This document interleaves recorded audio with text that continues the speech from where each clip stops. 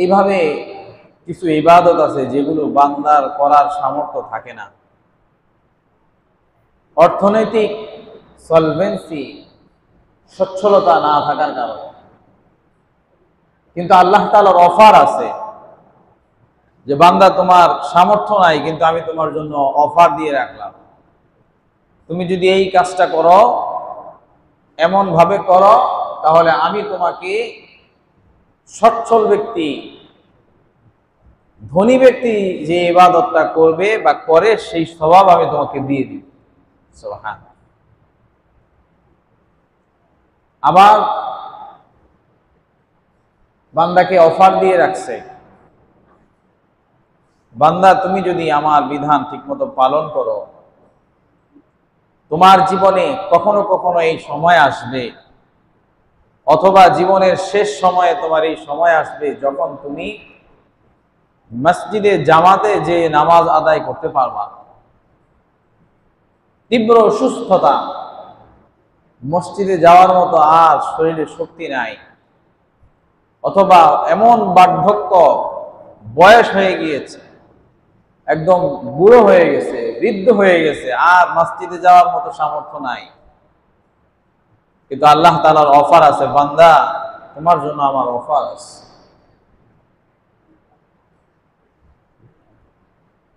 কি অফার? বান্দা তুমি যদি মুকিম, সুস্থ সবল অবস্থায়, তুমি যদি যৌবনকালে অলসতাকে ঝেড়ে ফেলে দিয়ে তুমি যদি আমার বিধানগুলো ঠিকমতো আদায় করো, জামাতে নামাজগুলো যদি ঠিকমতো আদায় করো, তবে আমি আল্লাহ রাব্বুল আলামিন তোমার অসুস্থতার সময়, তোমার অসুবিধার সময় তুমি ঘরে ইশারায় নামাজ পড়বা, কিন্তু আমি আল্লাহ তাআলা তোমাকে জামাতে শরীক হয়ে নামাজ আদায় করলে যেই সওয়াব পাওয়া যায়, এই সওয়াব আমি তোমার আমলনামায় লিখে দিব। শর্তযুক্ত করে আল্লাহ তাআলা অফার দিয়ে দিয়েছেন। ইদা মারিদাল আবদু ওয়া হুয়া সাফারা কুতিবা লাহু কামা কানা মুকিমা। বান্দা যখন সফরে যায়, কোন জায়গায় যখন সে যাত্রা করে, তখন তার জন্য স্বাভাবিকভাবে নামাজ আদায় করা কষ্টসাধ্য হয়। কখনো কখনো জামাত ছুটে যায়, আবার কসরও আদায় করা লাগে। অসুস্থ হয়ে গেলে জামাতে আসতে পারে না, মসজিদে নামাজ আদায় করতে পারে না, তখন আল্লাহ তাআলা কুতিবা লাহু কামা কানা মুকিমা, স্বাভাবিক অবস্থায় বান্দা যেভাবে ইবাদত বন্দেগী করেছিল, আল্লাহ তাআলা তাকে ওই রকম ইবাদত তার আমলনামায় লিখে দেয়। এজন্য নিজেদের জিন্দেগিতে আল্লাহ তাআলার বিধান পালনের ক্ষেত্রে কোনো অলসতা না যাবে, নামাজকে যথাসময়ে আদায় করবে, তাহলে ইনশাআল্লাহ আল্লাহ তাআলা আমার জন্য নেকি লিখে দেবে। দেখেন, প্রাসঙ্গিকভাবে কথা চলে আসে, এখন তো আবার করোনা আসতেছে, তাই না? একটা খবর পাইছেন না? যখন 2019 সালে, ওই সময় যখন করোনা শুরু হয়, তখন উলামায়ে কেরাম এবং রাষ্ট্র পরামর্শক্রমে সিদ্ধান্ত নিয়েছে যে মসজিদে আসার ব্যাপারে একটা রেস্ট্রিকশন, তাই না, বিধিনিষেধ দিয়ে দিছে। বিধিনিষেধ যখন দিছে, তখন মুসল্লিদেরকে আর আটকানো যায় না। কোথাও কোথাও মারামারি পর্যন্ত হয়ে গেছে। শুনছেন তো এই ঘটনা? মারামারি হয়ে গেছে, শুনেন নাই? বলছে এই কয়জন আসতে পারবে? না, আমিও আসবো। একবারে ঝগড়া ঝাঁটি, মনোমালিন্য, ফাটাফাটি হয়ে গেছে আপনাদের এই যে বান্দরের দিকে, এমন অবস্থা। অথচ দেখেন, এটা তো একটা বিশেষ পরিস্থিতি। ওই বিশেষ পরিস্থিতিতে আপনি মসজিদে না আসার ব্যাপারে আপনাকে বলা হয়েছিল, তবে ঘরেই পড়েন। এটা মানে সামাজিক অসুস্থতা, মানুষ যেরকম শারীরিক অসুস্থ হয়, অসুস্থতার কারণে মসজিদে আসতে পারে না, ওইটা একটা সামাজিক অসুস্থতা ছিল যে আপনি সবাই আসতে পারবেন না, এবং এটা জায়েজ ছিল, অনুমোদিত ছিল। আবার এই হাদিসের আলোকে বোঝা যায়, এমন অসুস্থতা যদি তোমাকে আক্রান্ত করে, তবে তুমি জামাতের সওয়াব ঘরে বসেই পাবা। কিন্তু আমাদের নিয়ম নীতি হইল আমরা আলেম ওলামাদের কথা একবারে কোনো সুস্পষ্টভাবে কোনো বিপদে না পড়লে মানতে চাই না। সারা জিন্দিগি বয়ান করে গেলাম যে আপনারা জামাতের সাথে নামাজ পড়েন, জামাতের সাথে নামাজ আদায় করেন, আল্লাহ তাআলা আপনাদেরকে হেফাজত করবেন, সওয়াব দিবেন, নেকি দিবেন, জাহান্নামের আগুন থেকে বাঁচাবেন। দায়িকা মানা যায় না, কিন্তু যখন নিষেধ করলো তখন মনে করেন যে মনোমালিন্য করে ঝগড়াঝাঁটি করে তারপরে মসজিদে আসা শুরু করছে। এই জন্য বিষয়টা হলো যে আমরা উলামায়ে কেরাম যখন যে সিদ্ধান্ত দেয় এটা আমরা মেনে কাজ করব, এটার ভিতরে সফলতা কামিয়াবি আছে। সারা জিন্দিগি উল্টাপাল্টা করছে, শেষ বয়সে তার এমন অসুস্থতা, সেই অসুস্থতার কারণে সে ঠিকমতো মসজিদে আসতে পারে না, পবিত্রতা ধরে রাখতে পারে না, কিন্তু সেই মসজিদে আসতেছে।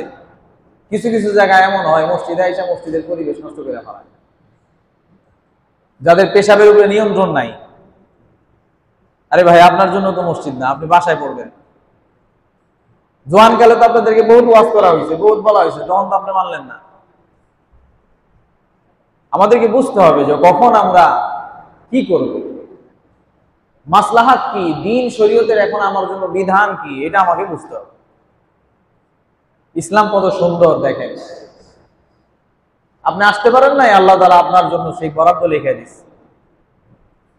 জামাতে যখন বান্দারা নামাজে আসে তখন ফেরেশতারা এসে তার লিস্ট নিয়ে যায়, তালিকা নিয়ে যায়, অমুক আসছে, অমুক আসছে, অমুক আসছে, আল্লাহ তাআলার দরবারে পেশ করে।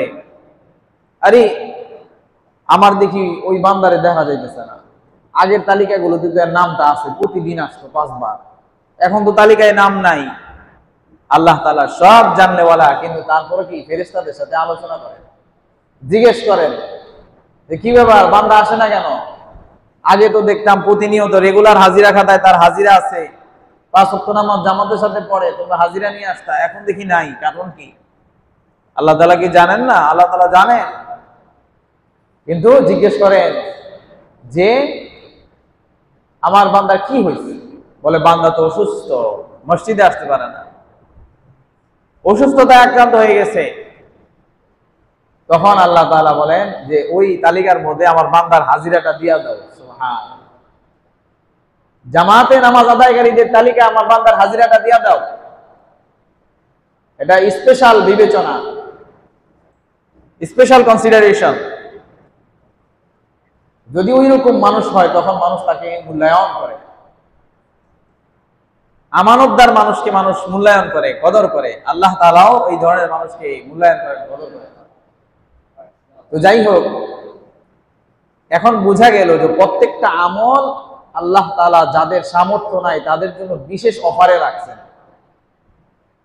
যেমন এই যে হজ করতে 7-8 লক্ষ টাকা লাগে, এখন এটা তো সবাই করতে পারবে না, করার সামর্থ্য নাই। কিন্তু হাদিসে কারিমায় অনেক আমল পাওয়া যায় যেগুলো ওই বান্দার জন্য বিশেষ অফার দিয়ে রাখে। যে বান্দা ওই হাদিসের উপরে আমল করবে তাকে আল্লাহ তাআলা ওই হজের নেকি দিয়ে দিবে। সুবহানাল্লাহ, হজের নেকি দিয়ে দিবে। তো চলুন আমরা আজকে সেখান থেকে কয়েকটা জায়না নেই। হজ করার মতো সামর্থ্য তো নাই, তবে এই আমলগুলো করব যেন আমি হাজিদের খাতায় নিজের নামটা লিখে নিতে পারি।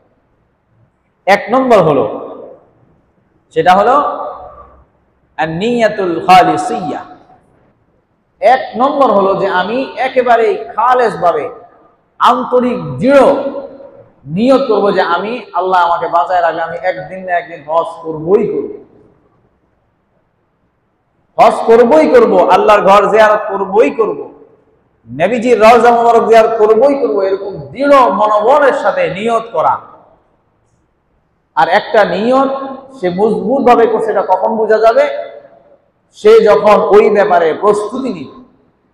মনে করেন কারো বলতেছে ঢাকা যাবো, বা অমুক দেশে যাবো, তমুক দেশে যাবো, অমুক জায়গায় যাবো, তমুক জায়গায় যাবো, তার যদি কোনো প্রস্তুতি না থাকে তখন তুমি যাইবা, তোমার কোনো প্রস্তুতি নেই, যাইবা বলতেছে, আমরা তো রেডি হয়ে বয়ে দিচ্ছি। বিষয়টা এরকম বলবো না আমরা। এখন হজে যাবে, তাইলে যদি কারো দৃঢ় নিয়ত থাকে তাইলে সে কি কি করবে, কয়েকটা বিষয় বলি। 1 নম্বর হচ্ছে অন্তরে তো নিয়ত করবে। 2 নম্বর বিষয়, সে টাকা জমানো শুরু করবে সামর্থ্য অনুযায়ী। 10 টাকা হইলে 10 টাকাই হজের নিয়তে, 10 টাকা হইলে প্রতিদিন 10 টাকা হইলে 10 টাকাই, মাসে 500 টাকা হইলে 500 টাকাই। আর হলো হজ কিভাবে করে এইটা সে শেখার চেষ্টা করতে থাকবে, যে কিভাবে হজ করে, কিভাবে হজ করতে হয়। আপনি মনে করেন নামাজের নিয়ত করলেন, আপনি যদি নামাজ না পারেন তাহলে আপনাকে নামাজ শিখতে হবে না, যে কিভাবে নামাজ পড়তে হয়, তারপরে নামাজ পড়বে। ঠিক তেমনই ভাবে হজ কিভাবে করতে হয়, কোথায় যাইতে হয়, কোথায় থাকতে হয়, কিভাবে তাওয়াফ করতে হয়, কি কি দোয়া পড়তে হয়, এগুলো ধাপে ধাপে ফরজ ওয়াজিব মুস্তাহাব গুলো সব শিখতে থাকবে, সে শিখতে থাকবে। তাহলে বোঝা যাবে না সে আসলেই হজের জন্য কি করতেছে, নিয়ত করছে, প্রস্তুতি নিচ্ছে, আসলে তার নিয়ত ঠিক আছে। এখন ব্যাগ গুছাইলো না, কিছু করলো না, এই না তুমি যাইবা, এটা তো হইলো না। এইভাবে একটা প্রস্তুতি নেওয়া, এইভাবে যে বান্দা প্রস্তুতি নিবে আল্লাহ তাআলা তাকে হজের সওয়াব দিবেন, হাজীদের কাতারে তাকে উঠাবেন। قال الله عز وجل إذا هم عبدي بحسنة ولم يعملها, বান্দা যখন কোনো কাজের নিয়ত করে, সুদৃঢ় নিয়ত করে, কিন্তু সে সেই আমল করার ব্যাপারে তার সামর্থ্য নাই, করতে পারে না, কুতিবাত লাহু কাতাবাতাহুমা লাহু হাসানাতান, আল্লাহ তাআলা তার জন্য ওই নেক কাজের পূর্ণাঙ্গ নেকি তার আমলনামায় বরাদ্দ করে দেয়। বান্দা যখন মজবুতির সাথে একদম সুদৃঢ় নিয়ত করে প্রস্তুতি নেয়, তখন আল্লাহ তাআলা তাকে ওই নেক কাজের নেকি তাকে দিয়া দেয়। সুবহানাল্লাহ। ফাইন আমিলাহা কাতাবাতুহা, আর যখন সে সেই নেক কাজটা করে ফেলে, আশরা হাসানাতিন ইলা 700 দিফিন, আমি তাকে তার ওই নেক কাজের 10 গুণ নেকি তার আমলনামায় দিয়ে দেই, কখনো কখনো 700 গুণ বাড়ায়া দেই। সুবহানাল্লাহ। নিয়ত করছে তো একদম পূর্ণাঙ্গ হাজী সাহেবের তালিকায় নাম লিখে দিবে, যা এর হাজী হজের সওয়াব দিয়ে দিবা। আর যখন সে পূর্ণাঙ্গ ভাবে হজ আদায় করলো, সুন্দরভাবে সুষ্ঠুভাবে করলো, তখন তাকে আল্লাহ তাআলা 10 গুণ বাড়ায়া দিবে, যে আচ্ছা আগে তো দিছিলাম হজ করতে নিয়ত করছিল, নেকি দিয়ে দিছিলাম, এখন এটা 10 গুণ বাড়ায়া দাও, মাল্টিপ্লাই করে দাও। সুবহানাল্লাহ। আবার কখনো কখনো দেখা যায় যে না, বান্দা খুব আগ্রহের সাথে, উদ্দীপনার সাথে, আন্তরিকতার সাথে হজ করছে, এর 10 গুণ না, এর 700 গুণ দিয়ে দিবা, দাও এর 700 গুণ লেখা দাও, এই জন্য 700টা হজ করলো, এরকম লেখা দাও। সুবহানাল্লাহ। তার মানে বোঝা গেল যে কি করতে হবে, হজের ব্যাপারে সুদৃঢ় নিয়ত করতে হবে আর প্রস্তুতি নিতে হবে, তাহলে আল্লাহ তাআলা কি করবে, আমাদেরকে হজের নেকি দান করে দিবে। সামর্থ্য নাই কিন্তু নেকি দিয়ে দিবেন, হাজীদের তালিকায় নিজের নামটা লেখায় দিবেন। এবার আসুন 2 নম্বরটা আমরা জানি যে কি কাজ করলে আল্লাহ তাআলা আমাদেরকে হজে নেকি দিবে। আমরা যারা হজ করতে পারি নাই, টাকা পয়সা নাই, তাদের জন্য সেটা একটা হলো যে ফরজ নামাজ জামাতের সাথে আদায় করার উদ্দেশ্যে ঘর থেকে ওযু করে রওনা দেওয়া। হাদিসে আসছে, মান মাশা ইলা সালাতিন মাকতুবাতিন ফিল জামাআহ ফাহিয়া কাহাজ্জাতিন, যে ফরজ নামাজ জামাতের সাথে আদায় করার জন্য ঘর থেকে ওযু করে বের হয়, সে যখন এমনটা করে আল্লাহ তাআলা তাকে হজের সওয়াব নাকি তার আমলনামায় লিখে দেয়। হজের সওয়াব, হাজী সাহেবের সওয়াব আমলনামা তার আমলে লিখে দেয়, তার জন্য লিখে দেয়। সুবহানাল্লাহ। ওয়ামান মাশা ইলা সালাতিন তাতাওয়ুইন ফাহিয়া কাউমরাতিন নাফিলাতিন, আর যে ব্যক্তি নফল নামাজ আদায়ের উদ্দেশ্যে মসজিদে আগমন করে, তাকে আল্লাহ তাআলা নফল উমরা করার সওয়াব আল্লাহ তাআলা তার আমলনামায় লিখে দেয়। অনেক সময় দেখা যায় আমরা সালাতুল হাজত করতে পারি, তাহাজ্জুদ করতে পারি, অথবা আরো কিছু নফল নামাজ আছে যেগুলো আমরা বাসায় পড়ি। চিন্তা করলাম আজকে হাদিসে যেহেতু আসছে, আজকে মসজিদে যাই, হজের নেকি পাবো। এইরকম একটা মন মানসিকতা নিয়ত নিয়ে যখন আসবো, তখন আল্লাহ তাআলা তাকে এই নেকি দিয়ে দিবে, উমরার নেকি দিয়ে দিবে। তার মানে বোঝা গেল আমরা যারা সামর্থ্য নাই, তারা এইভাবে আমরা কি করতে পারি, হজের নেকি হাজীদের তালিকায় নিজের নাম লেখাইতে পারি। এছাড়া তো আরো সওয়াব আছে। যে ওযু করে মসজিদের দিকে রওনা দেয়, তার প্রতি কদমে নেকি হয়, প্রতি কদমে গুনাহ মাফ হয়। শুধু এতটুকুই না, চিন্তা ভাবনা করে দেখলাম একটা মানুষ যদি দৈনিক 5 বার সে পুরা ব্যবসাকে গুছায় আসে, তার জন্য কত কষ্টের কারণ হয়।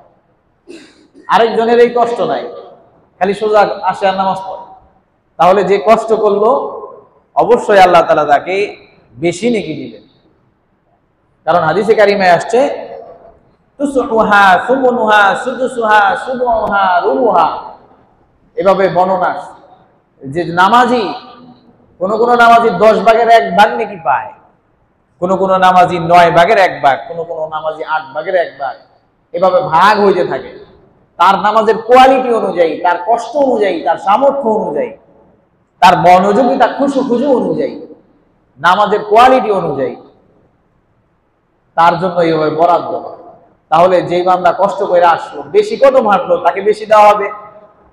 যে ব্যবসা প্রতিষ্ঠানকে গোছায় আসলো, তাকে বেশি দেওয়া হবে। আরে শুধু এতটুকুই না, বান্দা আসরের ময়দানে অতিরিক্ত কিছু নেকি লাভ করবে। এই যে নাও তোমার নেকি, ব্যাগ ভর্তি নেকি আসলো কোত্থেকে? আরে তুমি তো দৈনিক 5 বার দোকান বন্ধ করছো, নামাইছো, উঠাইছো, বসাইছো। তোমার শাটারটা উঠানো নামানো হিসাবে 1000 বার তুমি উঠাইতে নামাইতে পারতা।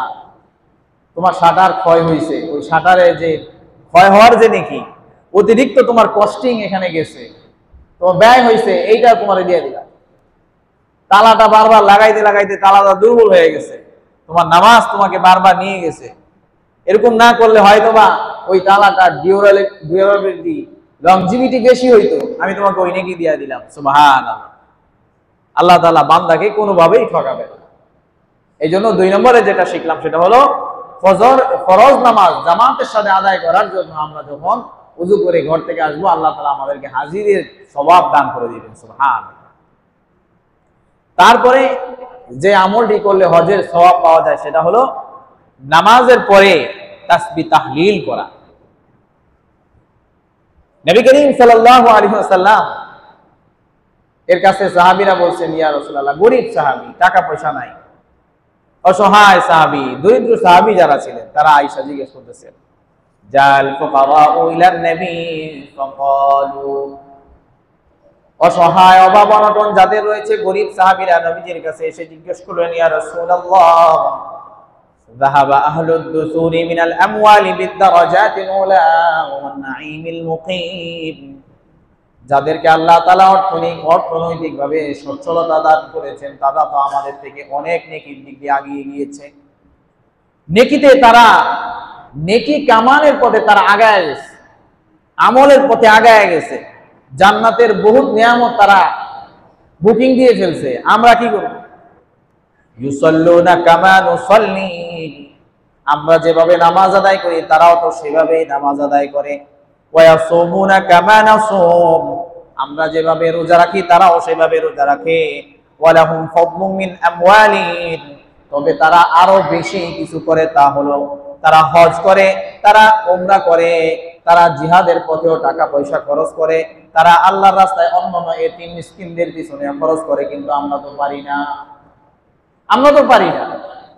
হজ করে, উমরা করে, আল্লাহর রাস্তায় জিহাদে খরচ করে, এতিম মিসকিনদেরকে দান করে, পাড়া প্রতিবেশীদেরকে দেয়, যাকাত দেয়। আমরা তো এগুলি পারি না, কত পিছিয়ে গেলাম আমরা। এইভাবে গরিব সাহাবীরা রাসূলুল্লাহর কাছে এসে বলতেছে, কত পিছিয়ে গেলাম, খালি একটু নামাজ পড়ি আর রোজা রাখি, এছাড়া তো আর কিছু পারি না। এইভাবে যখন বললেন, তখন নবী করিম সাল্লাল্লাহু আলাইহি ওয়াসাল্লাম তাদেরকে সুসংবাদ শোনানো শুরু করলেন। আলা উহাদ্দিসুকুম বিআমরিন, ও আমার গরিব সাহাবীরা, তোমরা জেনে নাও, আমি কি তোমাদেরকে এমন কিছু বিষয় জানিয়ে দিব নাকি, যদি তোমরা করো তবে তোমাদেরকে আল্লাহ তাআলা তাদের মতো নেকি দান করবে। সুবহানাল্লাহ। এমন কোন বিষয় কি তোমাদেরকে শিখাইয়া দিব? কি বলো, শিখাইয়া দেই যে এই যে যারা তোমাদের চেয়ে আগায় গেছে তাদেরকে তোমরা ধরতে পারবা, বরঞ্চ তাদেরকে ক্ষেত্র বিশেষ পিছনেও ফেলে দিতে পারবা। আদরাকতুম মান সাবাকাকুম, যারা আগায় গেছে তাদেরকে ধরে ফেলতে পারবা। এমন কি আমল শিখাই দিব?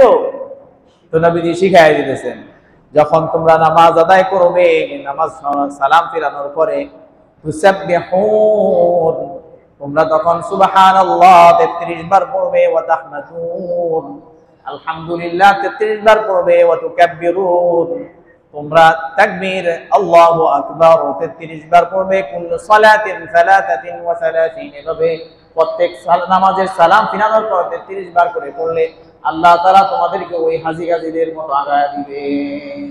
সুবহানাল্লাহ। ওই যে হাজী গাজী দানশীল তাদের মতো তোমাদেরকে আগায় দিবেন, তাদেরকে ধরে ফেলতে পারবা। তোমরা কি করবা? প্রত্যেক নামাজের পর 33 বার সুবহানাল্লাহ, 33 বার আলহামদুলিল্লাহ, আল্লাহু আকবার, এগুলো যখন করবা আল্লাহ তাআলা তোমাদেরকে হাজী সাহেবদের তালিকায় তোমাদের নাম লিখে দিবে, উমরাকারীদের তালিকায় তোমাদের নাম লিখে দিবে, দানকারীদের তালিকায় নাম লেখা দিবে, নেকি দিয়া দিবে তোমাদেরকে। তা আল্লাহ তাআলা এইভাবে কি করেন? অফার করেন। অফার আছে, বিশেষ অফার, বিশেষ অফার। এই জন্য আমাদেরকে এটা খুব গুরুত্বের সাথে করা দরকার। খুব গুরুত্বের সাথে আমরা যেন এই জিনিসটা করার চেষ্টা করি, যেন মিস না হয়।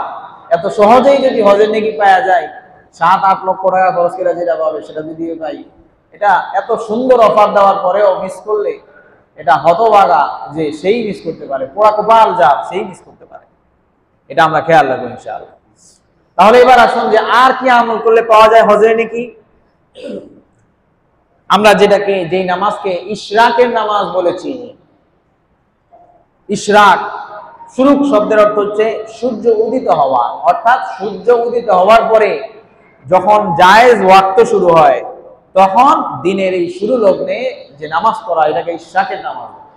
এই নামাজ পড়লে আল্লাহ তাআলা তাকে হজের নেকি দান করে।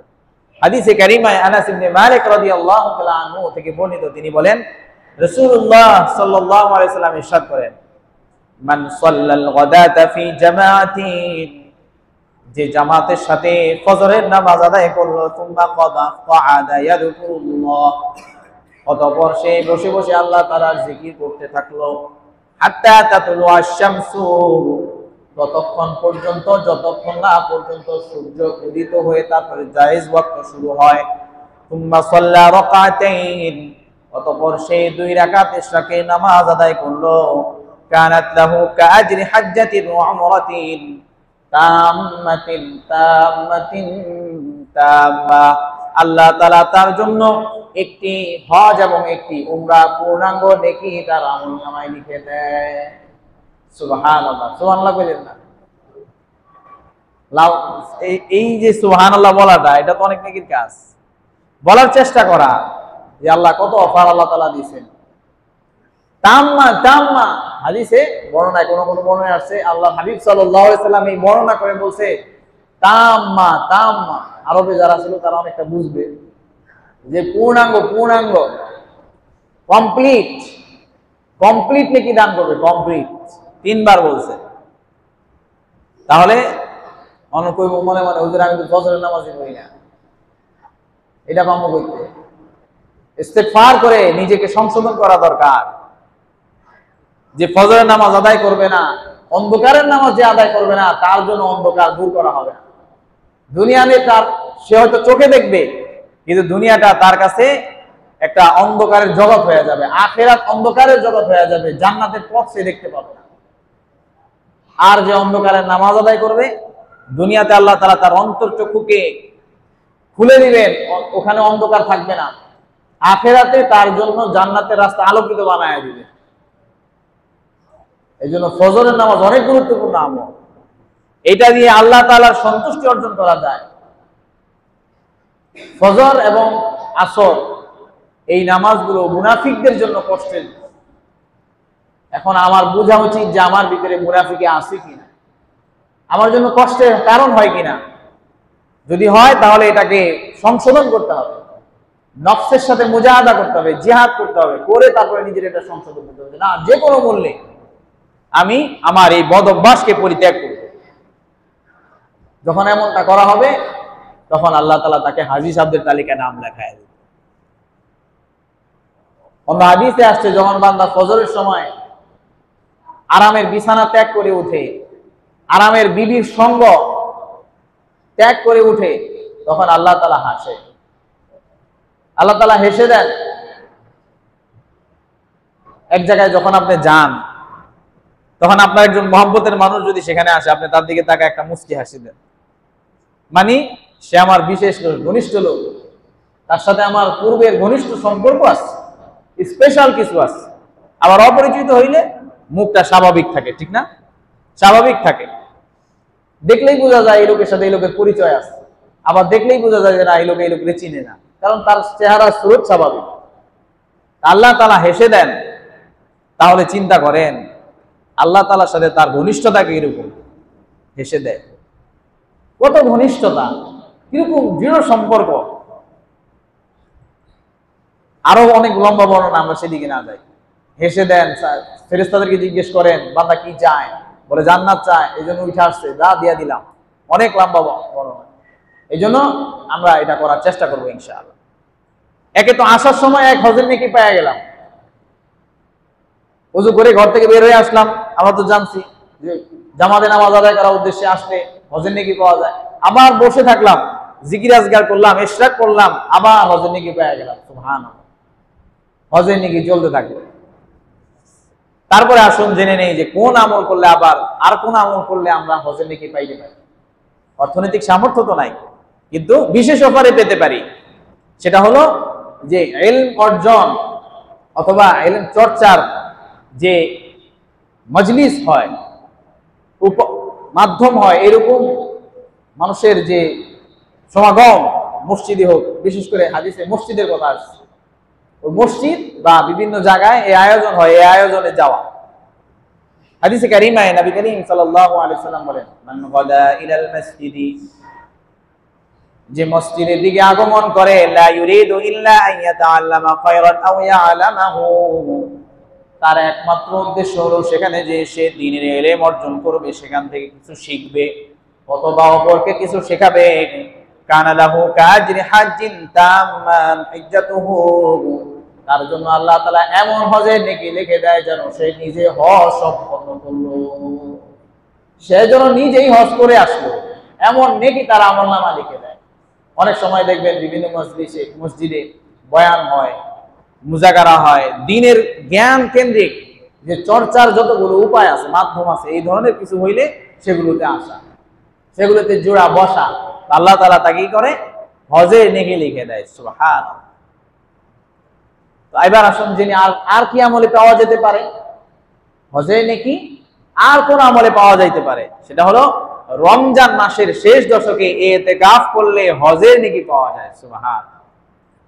আল ইতিকাফু ফিল আশরিল আওয়াখির মিন রমাদান কানা কাহাজাতাইন ওয়া উমরাতাইন, যে রমজানের শেষ দশকে ইতিকাফ করে আল্লাহ তাআলা তাকে দুইটা হজের নেকি এবং দুইটা উমরার নেকি তার আমলনামায় লিখে দেয়। সুবহানাল্লাহ। দুইটা হজের নেকি এবং দুইটা উমরার নেকি কমপক্ষে আল্লাহ তাআলা তার আমলনামায় লিখে দেয় যে রমজান মাসে ইতিকাফ করে। আচ্ছা, মনে করেন একটা লোক এই সমস্ত নিয়ত ছাড়া স্বাভাবিক জিন্দেগি যাপন করলো, হজও করতে পারলো না, টাকা পয়সাও নাই, আসলে ময়দানে উঠলো। বান্দা যদি জিজ্ঞেস করে এত এত অফার জানায় দিয়েছিলাম আমার হাবিবের মাধ্যমে, তুমি হজ, তোমার আমলনামায় তো কোনো হজ আসলো না, তাহলে কেমন হবে? হ্যাঁ, গরিবদের জন্য এই অফারগুলো আল্লাহ তাআলা দিয়ে রাখছেন, যেন একজন নেককার পরহেজগার গরিব যেন হজ হাজিদের তালিকা থেকে বাদ না যায়।